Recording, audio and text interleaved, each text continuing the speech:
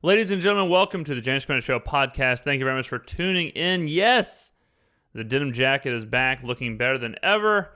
No hat this time, though. No hat. Just kind of regular hair here. But yeah, the denim jacket is back. If you're not watching on YouTube, if you're listening on audio, do yourself a favor and go check out this denim jacket. Back-to-back weeks.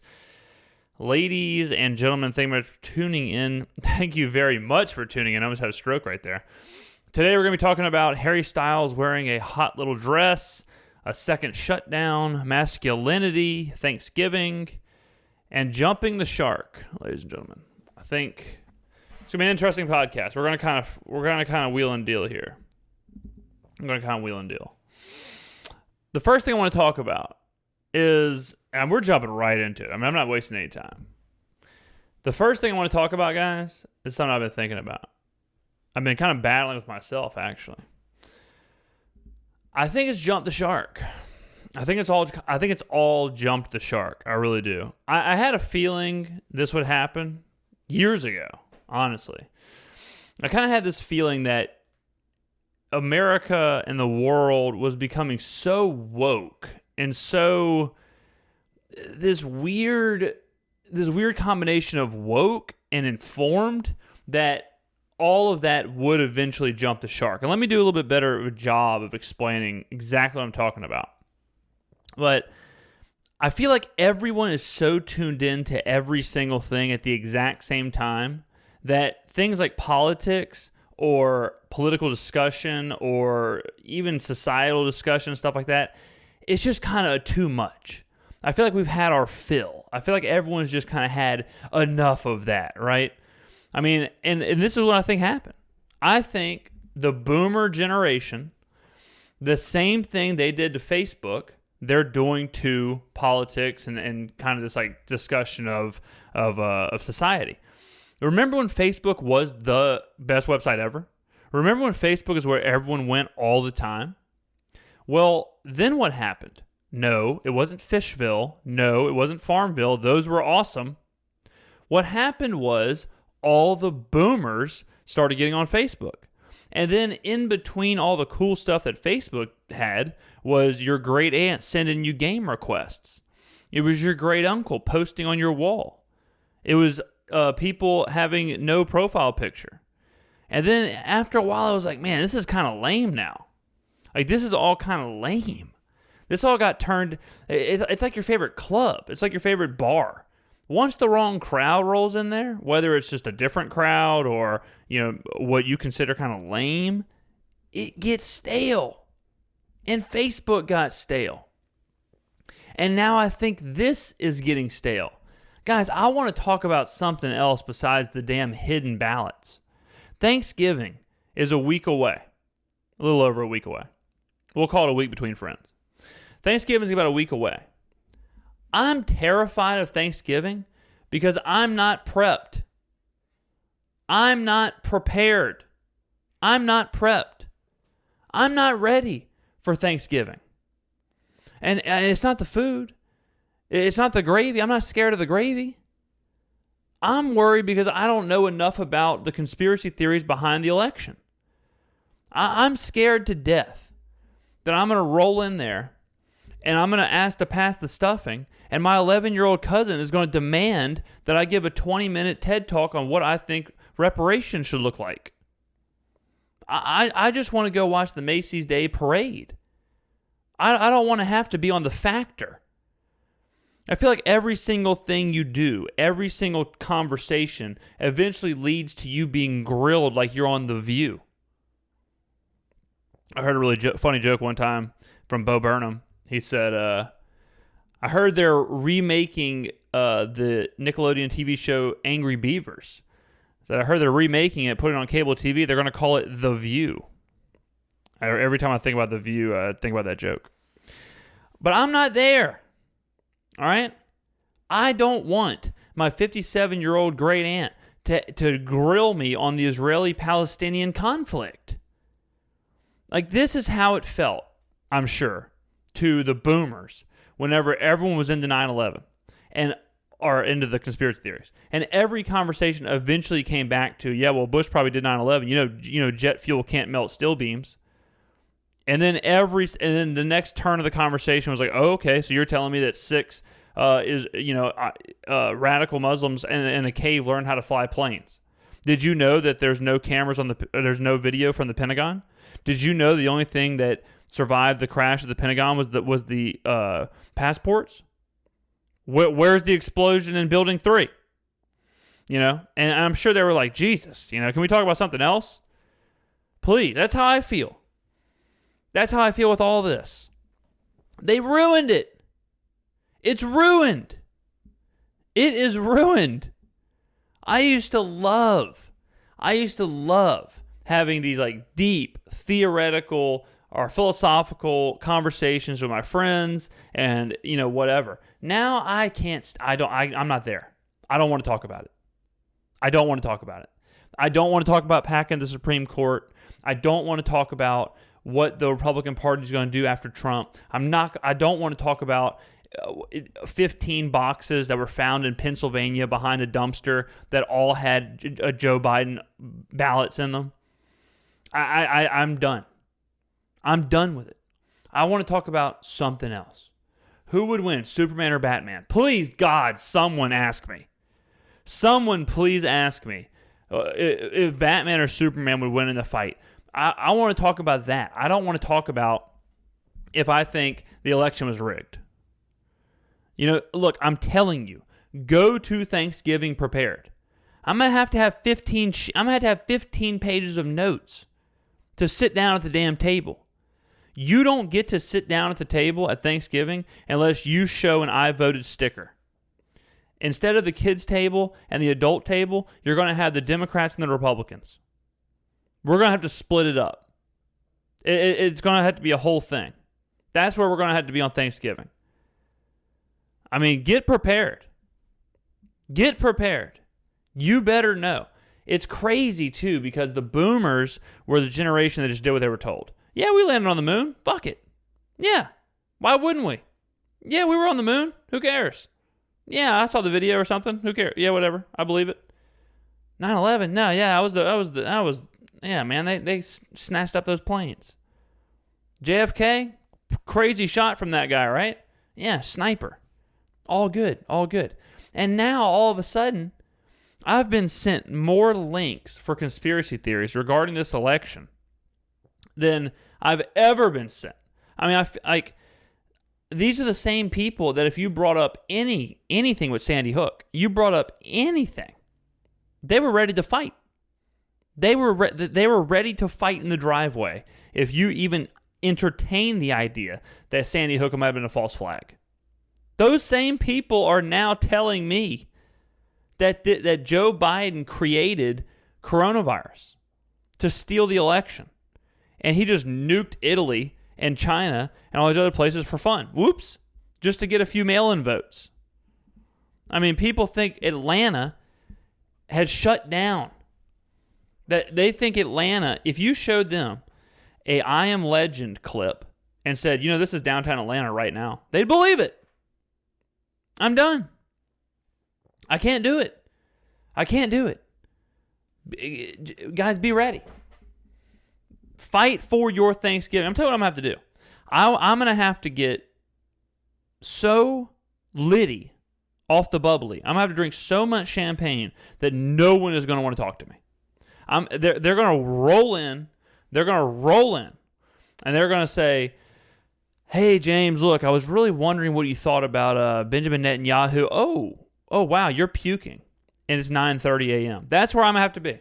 I'm either going to have to do that, I'm going to have to bet so much money on the Dallas Cowboys and the Detroit Lions that I'm so stressed out that by the time someone comes to me and asks me about trans rights, they're going to be right in the middle of explaining why Target bathrooms are a disgrace, and they're going to notice that I have veins popping out of my neck because I have thousands of dollars on Andy Dalton or whoever the hell's starting for the Cowboys. That I'm going to have to barricade myself with stress just so no one asks me about some ridiculous political conversation. I don't want to be on Real Time with Bill Maher 24/7. I really don't. I remember when I was growing up, me and my friends would talk about stupid hypotheticals. Like, let's say you're in a room with 250 third graders. Do you think you can make it out of there if they were all trying to kill you? And we talk about it for about 9 straight hours. That's what I yearn for. That's where I'm at. Remember a while ago when quarantine first started, I asked y'all, or I told y'all, hey, look, don't fall into the trap of watching Netflix for 10 hours a day or playing video games for 2 days straight. You know, make sure you're still living. You're still living. Screw that. I was wrong. Look, between me, you, and the camera, I read 5 books in 6 days. This is not even exaggerating. Go to my Goodreads. By the way, if you're not on Goodreads, what are you even doing? Get on Goodreads, start reading, whatever. Last week, I read 5 books in 6 days. 5 books in a week. Because I couldn't stand it. I couldn't stand it anymore. I couldn't put it on TV. I couldn't do it. I read The Outsiders. I'm reading Stephen King books. I'm reading Stephen King books to lighten the mood. I'm reading 100 pages of Stephen King just to get happy. Because it ain't that bad there. It ain't that bad. Okay? Stephen King books full of murder, necrophilia, whatever the hell else Stephen King writes down. I'm reading that and I'm like, man, that is not bad. Damn. This sounds kind of chill. I can live with this. Thanks, Stephen. Hey, thanks, Stephen. I appreciate you lightening the mood. Now I can start my day.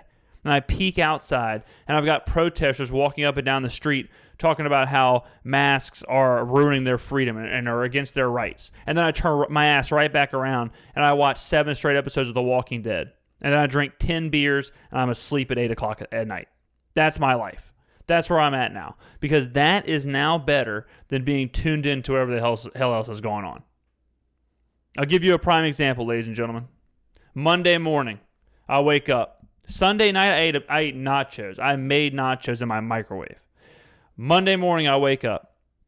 I go to Twitter. Check Twitter. Big mistake. First thing I see on Twitter, Ben Shapiro telling me that masculinity is absolutely being destroyed by Harry Styles because he's wearing this dress. Candace Owens and Ben Shapiro are telling me that it is an attack on masculinity. Let me show you. Here it is right here. Candace Owens. There is no society that can survive without strong men. The East knows this, and the West, the steady feminization of our men at the same time that Marxism is being taught to our children is not a coincidence. It is an outright attack. Bring back manly men. And Ben Shapiro rolled up. This is perfectly obvious. Anyone who pretends that it is not a referendum on masculinity for men to don floofy dresses is treating you as a full-on idiot. 8 a.m. in the morning on a Monday. Okay? So I'm knee-deep in this. This is where we are. The world is crumbling around us. We are in the middle of the most volatile election in history. All hell is breaking loose everywhere. And I've got the entirety of Twitter on a Monday morning. I haven't even drank my coffee yet. 8 a.m. And all of Twitter is losing their collective minds because Harry Styles is wearing a dress. Now, let me be really frank here. If you have a strong opinion on this, one way or the other, on the idea of masculinity or the idea of wearing a dress, you're the biggest loser on the planet. Bottom line. Go take a walk. Go do something else. Do anything else. And I'm going to give you my opinion, not on this stupid-ass dress, because I don't care if Harry Styles wants to wear a dress or not. It doesn't matter to me whatsoever. I don't care. Look, Harry Styles can do whatever he wants, okay? Harry Styles, everyone's mad at Harry Styles for wearing a dress. Do you think Prince cared about wearing a dress? Do you think Michael Jackson cared about masculinity? If anything, the last thing Michael Jackson wanted was masculinity. If it was up to Michael Jackson, every single boy on earth would have a British accent and wear a dress. All right? These questions are insane. If you have a strong stance on the idea of masculinity in general, you're the biggest loser that ever lived. Do something else. 3 weeks ago, Ben Shapiro was reading lyrics to Meg Thee Stallion's and Cardi B's song WAP, and he was saying the P word. He was literally saying P word instead of saying the actual word. All right? Ben Shapiro is 140 pounds soaking wet. Okay? You think he's doing incline bench press? You think he's ever had a sip of creatine in his life? And he's telling me or you what masculinity is? I'm wearing a denim jacket, for God's sakes. I'm John Wayne reincarnated. That's what I'm doing right now. So I'm not going to talk to you about this dress because I have a life. But I will talk to you about the idea of masculinity and how stupid it is. Or femininity, anything. Aren't we past this? Aren't we a little past this? What is a manly man? Like you answer to yourself, what is a manly man? You may say, like the first image that pops up in my head when I think about the stereotypical manly man is, like the Steve McQueen leather jacket, riding a motorcycle, jeans, white shirt, cigarette, aviator sunglasses. And it's like, okay, well, that's not really a thing. Like if I was riding a motorcycle with a cigarette hanging out of my mouth, with aviator sunglasses, hair greased back, I think people would be like, man, what are you doing? What are you doing? Like we aren't living in the movie Grease. You know what I'm saying? Like there's layers to this. There's more to this. We've evolved a little bit. And maybe it's because I live in the deep South and I see this stuff all the time where like what people consider stereotypically masculine or rugged or tough or whatever is just pretty commonplace down here. And I think what happened was, I think masculine or masculinity or all that, it kind of got lumped in with like quote unquote being a man or being tough or this like this weird convoluted definition. And so I'll try and define it. I think that now don't get this twisted. I do think everyone should, male or woman, but I'm a man, so I'm going to speak for my gender, I guess. But I do think every man should go through like tough things, like a job that sucks, or they should know how to do simple things like changing a tire on a car, or cutting their grass, or stuff like that. Like you should know that. But that has nothing to do with being a man, like masculine. That's just more of like, hey, you're probably going to, at some point, be your family's protector. If you have a family and you have 2 kids and a wife, if shit hits the fan, if you get thrown into a horror movie, they're going to look to you to try and be the protector. So you have to be able to do that. If you are driving your family down the road and you have a flat tire, your 7-year-old kid isn't gonna know how to change a tire. So you need to know how to do that. That's it. You don't have to wear a Carhartt jacket all the time. You don't have to have deer blood on your face the entire time. Like that, it's just, I'm with you on, I think what taught me how to be a man or how to be an adult or whatever, however you want to say it, what taught me the most about life in my life was the first couple of jobs I had. When I was 17, I got my first job. Me and a couple of my friends were working at this it's like a parks and recreation department where you cut grass, you put up like stages and tents and stuff like that. It's really shitty labor. And it was in the heat of the summer in South Mississippi, so it's about 120 degrees. And you're out there with a bunch of strangers, like a bunch of old men, and they're teaching you little life lessons, and you're doing this grunt labor. Like we dug hole. Like I remember one time we were working for I guess it was Habitat for Humanity, and we were building a playground, and they shoved me and my 2 other friends in these big ass holes, and we had to dig. What we were doing, we were digging down to put posts in, but they were for playgrounds, so they're like these huge steel posts. So we had to dig like 7 or 8 feet deep. We were digging so deep that with post hole diggers that we would dig, and I would have to hand the shovel or the post hole digger full of dirt up to someone else because the hole was so higher than my head. I couldn't possibly put the dirt out of the hole because I was like 2 to 3 feet underneath where the hole was. And that's what taught me how to be responsible. It taught me how to be a man, if you will. But it has nothing to do with masculinity. That's the weird thing is that I just think masculinity is this fake like Superman kind of thing that just doesn't exist anymore. I mean, at the time, I was probably 5'10", 160 pounds, like just started working out. I was 17, like I lived in my parents' house, obviously. I didn't know anything about the world. I wasn't a tough guy. I wasn't a masculine man, but I could do stuff. I could do what would be masculine. Like I still have calluses on my hand. Let's see if I can show the camera. I still have calluses. You see that?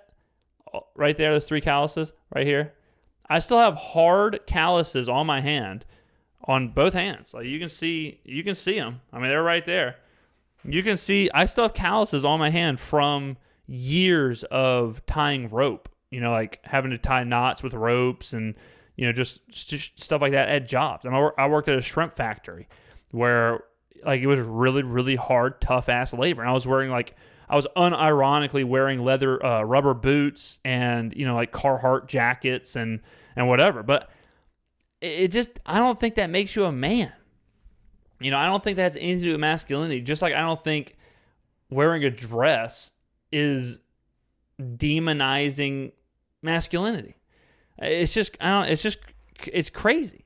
I can't believe with everything happening all around us that this is the conversation we're having. I really can't. I mean, I don't know. It's like the world is as crazy as it is, and people decided to get even crazier. I mean, what the hell is every man supposed to just be like John Wayne? Are we supposed to all just pick up the generic man one playbook and all just have mustaches and wear leather jackets and work as a ranch hand in West Texas? Is that it? Like, can you be a man? What are the rules? What are the rules, Ben Shapiro? What do I do?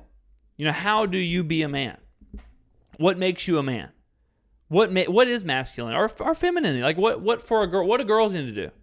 Do they need to know how to make like a roast dinner? Do they have to wear floral sundresses? Like where are we? Aren't we further in society than that? On both sides. I mean, like the people celebrating this as some like, wow, Harry Styles is really redefining masculinity. Like, no, he's wearing a dress. He's not doing nothing. He's wearing a stupid dress on the cover of a magazine. That's it. If I saw some guy wearing a dress walking through Walmart, I wouldn't be like, man, this guy's really redefining masculinity. And here, ladies and gentlemen, it's like this dude put on a dress to go buy some frozen vegetables. Like, I'm just ready. But this is kind of what I'm talking about with the whole jumping the shark thing. Like, I'm just ready for this to go away. I'm ready for all this to just go away. I'm ready for people to just be living their life without having to worry about making a statement or having an opinion or like I think it's really important to be informed and have some kind of like conviction to know what you believe in, but I don't think every single day needs to be 300 million people giving their own individual TED Talks. I mean, Twitter now has basically Instagram stories.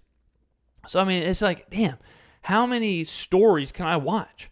How many posts can I read? Like every day, I'm supposed to read people's tweets. Then I'm supposed to look at their Instagram pictures. Then I'm supposed to look at their Instagram stories. Then I'm supposed to look at their Twitter stories. Then I'm supposed to look at their Snapchats. Then I'm supposed to look at their Snapchat stories. Then I'm supposed to go to Facebook. Then I'm like, oh man, I mean, we're just a little too tuned in.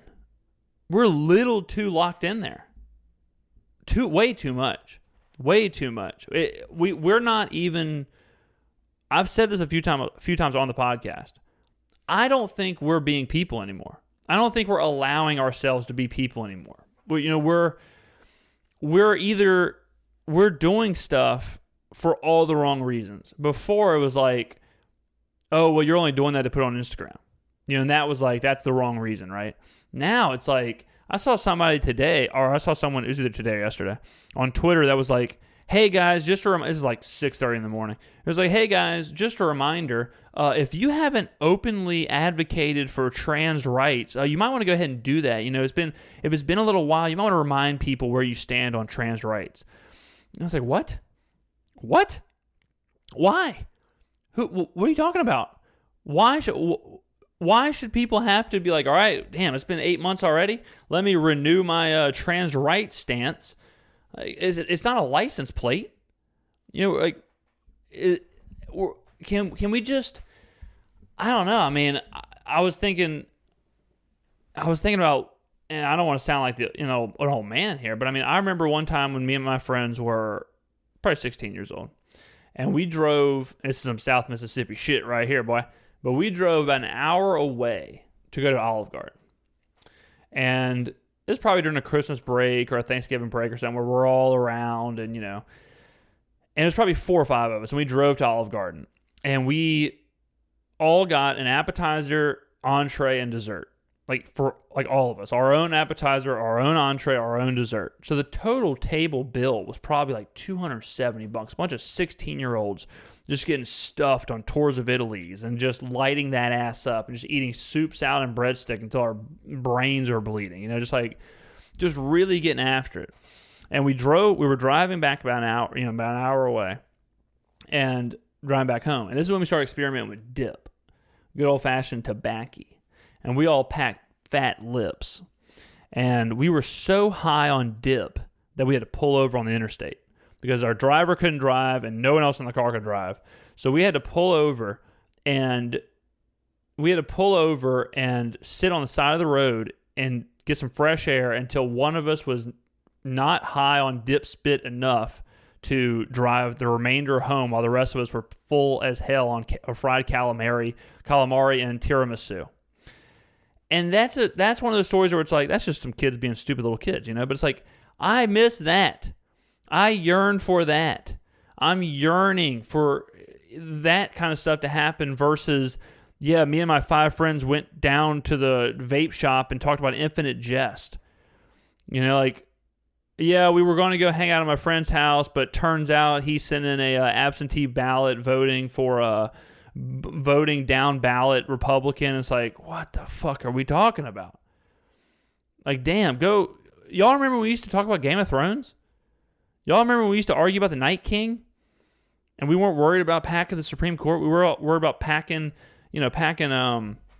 I was trying to think of a Game of Thrones location, but it's been so long since I watched that show. I couldn't even pull one out, man. That's where we're at. But it's just like, I don't know, man. Maybe it's just me, but I'm just, it's just become too much. It's become not fun. It's not even fun anymore to discuss all this stuff. It's not fun. I mean, I don't know. Maybe it's me getting older. Like maybe I'm boomering myself right out of this. But I'm just not interested in every single day arguing on Twitter about another societal thing. And you're seeing a lot of people do this like van life thing. I don't know if y'all have seen the whole van life, whatever. But it's interesting because you're seeing this crazy divide where you have people who are tweeting 200 times a day and who are reading 5 to 6 magazines and who are watching C-SPAN and who are, already concerned about Senate seats and bills and stuff for 2024, and they're already campaigning. And then you have people who are just living in a van and traveling around and sleeping next to a creek. Tom Green, one of my favorite people in the world, huge inspiration for me creatively. But Tom Green is has done a van thing. And he's just like kind of Instagram living, and he's playing acoustic guitar and sitting, in a van next to a creek, and he's got a dog, and that's it. That's life. And it's like, man, damn, I'm there. I'm more there. I almost bought an acoustic guitar the other day. I was kind of high on some champagne, and I almost queued up an acoustic guitar because it's like, well, I need to do something here, and in my time, and it ain't going to be counting the ballots in Pennsylvania. So I might just learn some John Mayer. But that's what I've been doing recently, man. I feel like I'm in a time machine. I've spent most of my time reading. I spent most of my time listening to music. I've been listening to like full albums for the first time in years. Just like I listened to a full Elvis gospel album the other day. It was like 11 a.m. And I'm just blaring this Elvis gospel album just because it's like this is something substantial. This isn't a podcast about racial inequality. This is just Elvis blasting away on some gospel and whatever, blare it through my house. Absolutely blare it. I mean, So we're in that. I'm telling you, I'm seeing it, that we're in that where people are shifting one way or the other, where you're either too tuned in or you're gone and you're in a van. And right now you almost have to decide where the hell you are. So another story I want to talk about here is this idea of a second wave or a second shutdown. So we're going to be tuned in for this one. We're going to be tuned in. You're about to see me take a drink of something, and it's going to be this green shake I've been drinking every day. And so if you see it, it's in a blender pitcher kind of thing. Don't be freaked out. We'll talk about it.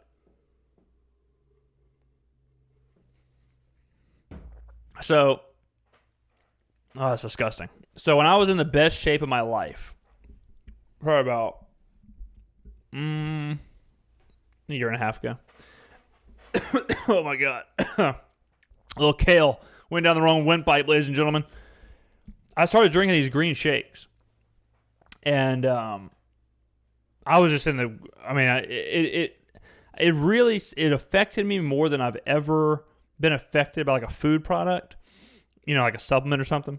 Like you take like fish oil, but you don't really ever feel it, you know?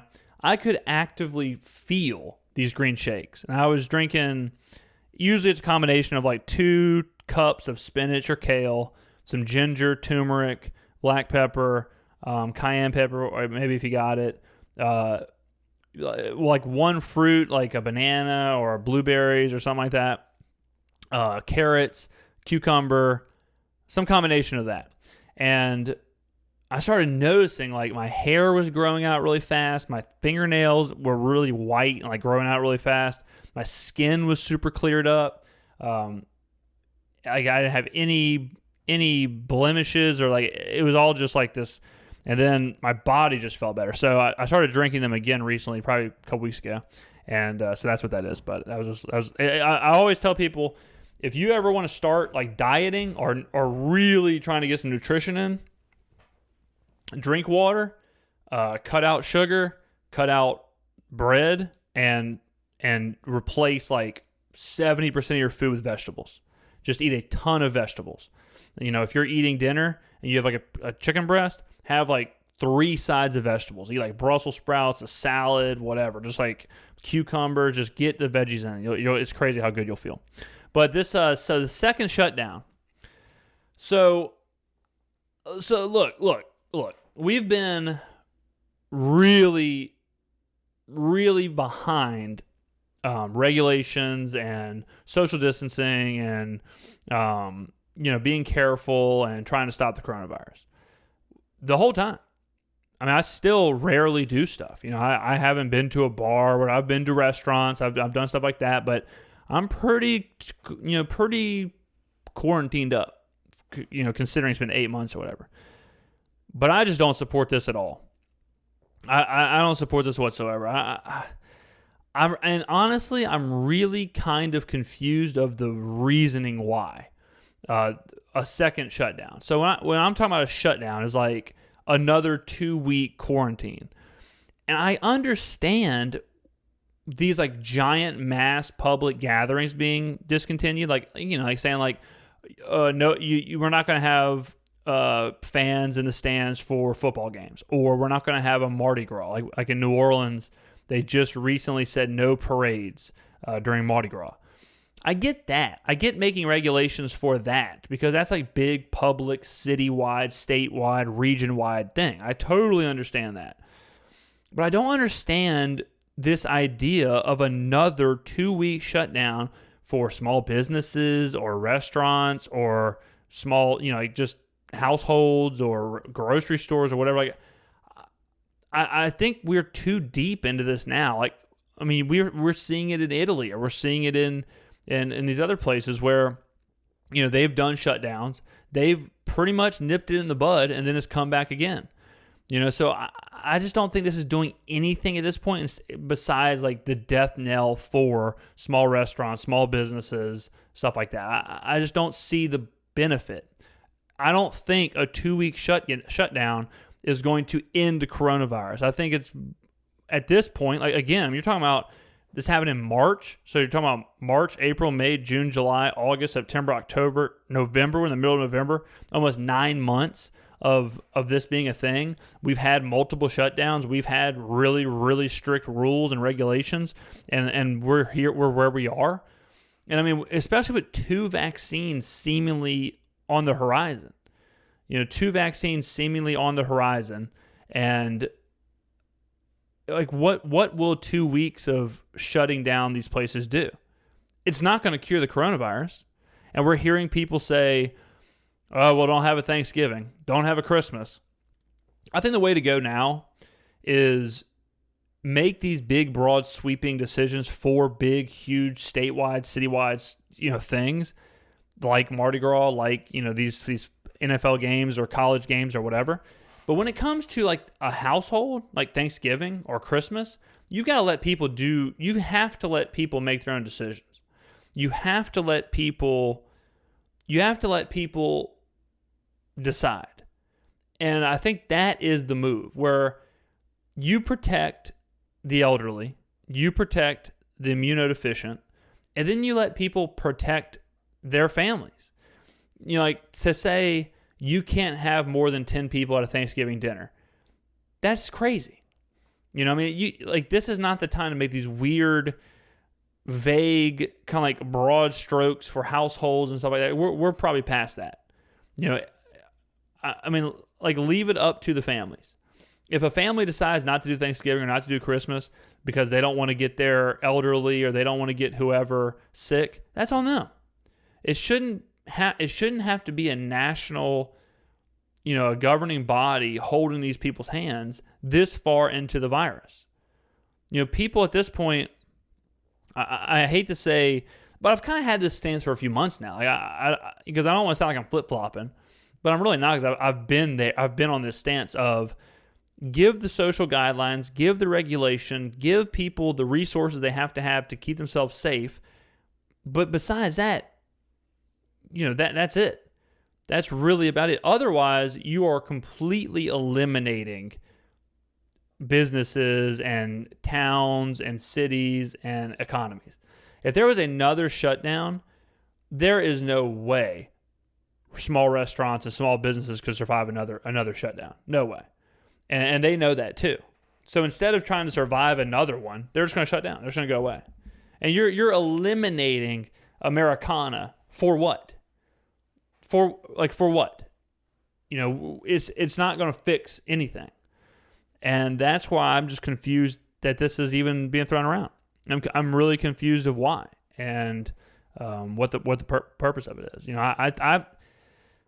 I think that, like with restaurants, have people wear a mask in a public place or in a public area like a lobby or walking through the restaurant, whatever. But once they get to their table, have everyone separated enough and let them make the decision if they want to wear a mask or not. Walmart, places like that, yeah, keep a mask on.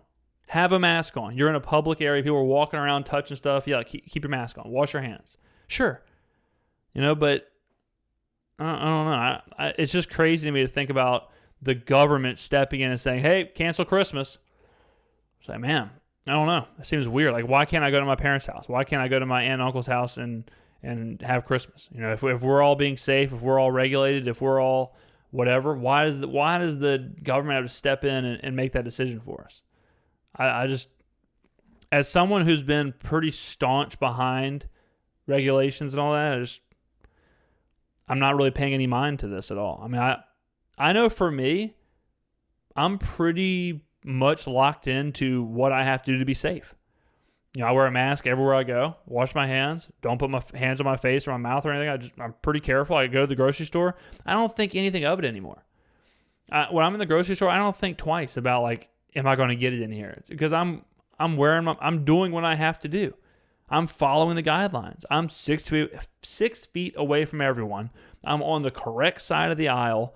I'm wearing a mask. I get home, I wash all the food that's not in a container, vegetables and fruit and whatever. I'm washing them before I'm putting them away. I don't need the government to come and say, "Oh man, sorry, shutting down grocery stores for 2 weeks." It's like, why? It's been 8 months. We should be good at this. We should be good at defending. And the people who are getting it, I mean, a lot of them, some of them are getting it just, it is what it is. And some of them just don't care. Some of them are just doing whatever they want. And that's going to continue to happen. So putting these businesses and restaurants and whatever and people with their jobs and all that, like putting them in danger again, I don't think we can risk that. I don't think the risk reward is enough at this point to do that. I really don't. I want to talk about some other stuff here. I want to talk about, I don't even have this pulled up, so I'm going to pull it up live on live here. I saw this. I'm trying to think where I saw it. Whoa, what the hell? I'm trying to think where I saw this. It was a sheriff. It was a sheriff department who basically came out and said that they would not be arresting people or ticketing people for not wearing a mask, even though the governor tried to put in a mask ordinance. Man, I'm trying to find this. I just sent it last night to somebody, and it was on Twitter, and now I can't find it. Oh, man. Let me see here. I hate to be doing this live on the podcast, but I really want to talk about this. Yeah, this is tough. I know, like, the second I quit looking for it, it's going to pop up. Sheriff Department. Let's see. Is it this? No. All right, one more try. Sheriff Department mask. Let's see. Here it is. So this is from McKenzie County Sheriff's Office in North Dakota. So the governor put in a mask mandate. This is from the Sheriff's Department. In response to the mask mandate, governor stated he wanted the law enforcement to prioritize education in their enforcement, providing warnings and education about the risk of transmission and reserving penalties for the most egregious violations that put the public health at risk. We will not be enforcing any mask mandates, and we will not be enforcing mandates on businesses. We feel that to do so takes away from your liberty to live freely under the Constitution of the United States. As residents of North Dakota, our preamble states, we, the people of North Dakota, grateful to Almighty God for the blessing of civil and religious liberty, do ordain and establish this Constitution. Under that, Section 1 states that we are independent and free. As such, we should be free to choose for ourselves if we will wear a mask or not wear a mask. As sheriff, I believe the Constitution and Declaration of Independence says it best that we should each be free to govern ourselves as a state and a nation. How crazy is this? This is what I was talking about, man. These boomers, they've lost their freaking minds. I saw a tweet or something that was like, Facebook and the news has done to the boomers what they thought video games were going to do to us. These people are have completely lost their minds. They've completely snapped. This makes absolutely no sense at all. Can you imagine?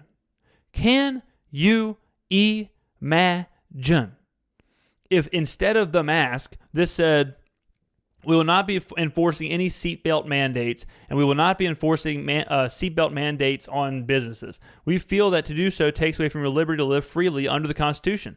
As residents, we believe, blah, blah, blah, blah, blah. Under that, Section 1 states that we are independent and free. As such, we should be free to choose for ourselves if we will wear a seatbelt or not wear a seatbelt. How stupid would that sound? That's so stupid. And this is a sheriff.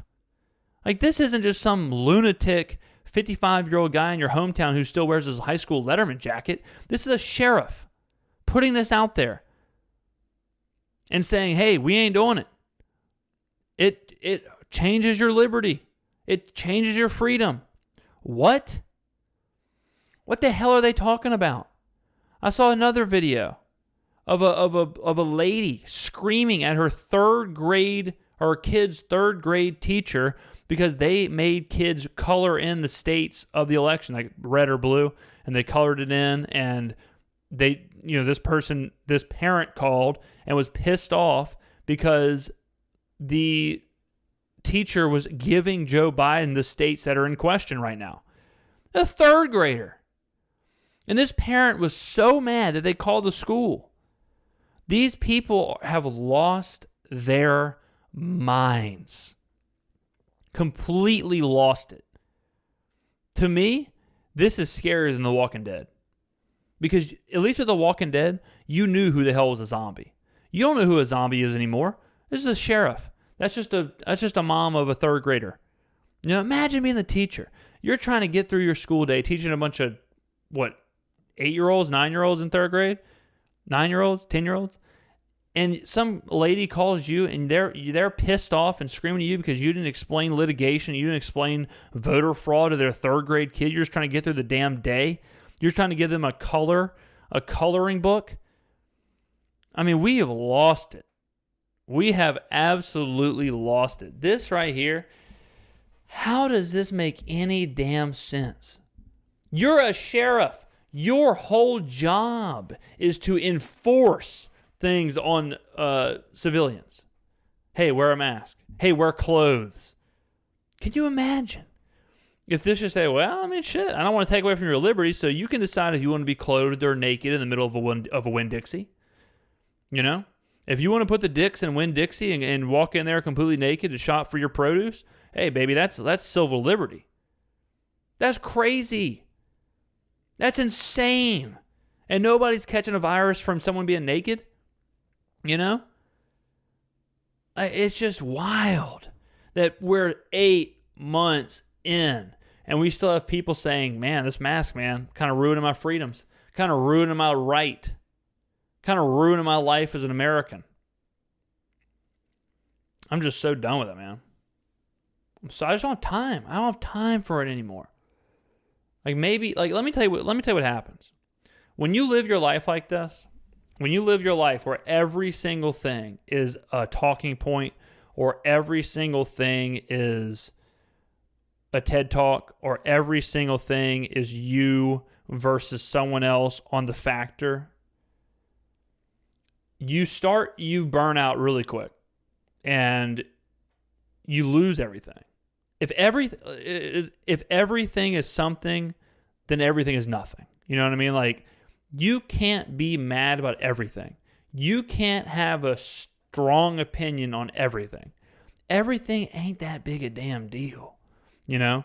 Going from Israeli-Palestinian conflict to the mask to Harry Styles' hot little ass in a dress, all that is just, it's too damn much.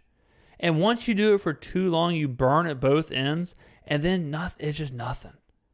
Then you're a cynic. Then you're living in this like weird universe where everything's out to get you, or you can't enjoy life. You can't enjoy it, man. You know what I mean? And I don't get mad, at Ben Shapiro or the people like that. They're making a living. They're making a living. It's just like Stephen A. Smith and Skip Bayless. I like talking sports. I love arguing sports. But I wouldn't want to do it all the time. I wouldn't want every single time I watched a football game, I'd have to be arguing with whoever I'm watching it with about the game. Sometimes you don't have to. You don't have to. I feel like right now people are forcing themselves to. I mean, seriously, if I go to Twitter right now, I'll do it live right here. Like, what are we mad about? People are mad about something. If you go through, people are pissed off about something, whatever it may be. And it's just like, nah, man, I'm not mad today. I'm not mad today. I'm putting on my denim jacket. I'm reading my book, cooking my food. I'm taking it easy. And I hope y'all take it easy too. We're getting to the holiday season, and I'm scared that people are going to, when Santa Claus isn't going to be able to come down your chimney unless he's got 10,000 words for you on how to rebuild the Republican Party. People aren't going to let Santa Claus into their house unless he openly advocates for trans rights. 7-year-old Johnny, instead of wishing for a set of Matchbox cars, he's going to be wishing for, to defund the police. I don't want to see that. I don't want to see that show up on Christmas lists. Instead of asking for BB guns, kids are asking for 1,000 rounds of ammo to protect themselves from the upcoming Civil War. That's not the world I want to live in. So, I've preached this before. I'll preach it again. Just relax, man. Just relax. It's not that big of a deal. It really isn't. None of this stuff really matters. I'm not taking away from coronavirus or trans rights or the Israeli-Palestinian conflict or politics or voting or an election. I'm not taking away from any of it. I'm not trying to downplay any of it. But I think it's just like there's more to life. There's more to life than hating Donald Trump. There's more to life than doom and gloom scrolling through Twitter. There's more to life than reading Ben Shapiro's tweets and reading the Declaration of Independence. Like, there's got to be more. And if it's something stupid, if it's going and drinking malt liquor with your friends on top of a parking garage, like whatever. Hopefully we get back to that where it's just like, I don't know, it's just more free, I guess. Like it's more relaxed. I feel like everyone's so wound up. Everyone's so tight. Everyone's so pissed off. Everyone's either trying to make $1 million or they're trying to solve racial inequality or they're trying to, everyone is doing everything at the same time. And if I've got to be the person to tell you to disconnect a little bit, relax, go for a walk. I went the other day. I went to the mall. I had to return a book. And I went to the mall, returned a book, and I walked through the bookstore and I went into the actual mall. And I just walked. I just walked around. I just walked around the mall. I wasn't even really looking at anything. I just went and walked around and just relaxed. Like I didn't have my phone like buzzing. I was just kind of walking around, people watching. Just took a little stroll, just out of the house. And it was so weird because I was like in a time machine where, how malls are. I mean, it was just like weird little shops and people shopping for stuff. No one was screaming at each other. No, it was like right after the election. Nobody was, talking about Pennsylvania or, the only thing people cared about was 2-for-1 jeans. I went to the bookstore. I was in the bookstore for like 2 hours. I was just browsing the bookstore, just kind of flipping through the pages of books and looking around, just looking at stuff I would never buy or never read, just going through the magazines. It was almost like it was like a time capsule. I was like, okay, this is all right. No one's murdering each other in here. It's not we're not one step away from bombing an abortion clinic. Like, okay. Yeah, this person, all they care about is black ripped up skinny jeans. That's all that person right there cares about. That's it. And you know what? Fine. Ain't nobody taking the pictures of their lo mein in the middle of a of a mall food court and putting that on Instagram. They're just eating. They just spent $6 on the 3-meat, 2 sides meal at happy Chinese cuisine. They're doing that to eat some mustard chicken. They aren't doing that to put on Instagram and get some followers. All right, ladies and gentlemen, thank you very much for tuning in. Enjoy your holidays. Please, I beg of you, do not roll up to Thanksgiving dinner with the only thing you want to talk about is hidden ballots. Okay? Do not talk about mask mandates. Have some fun. Eat some pumpkin pie. Watch the Macy's Day Parade. Drink champagne. Drink whiskey. Maker's Mark. Get drunk. Sleep on the couch. Eat turkey. The Gaza Strip can wait. Okay? Don't tell me about how Bill Gates' vaccine is going to track you and turn you into a robot. Tell me a lot less about that. Thank you very much for listening, ladies and gentlemen. This has been the James Skrmetta Show podcast.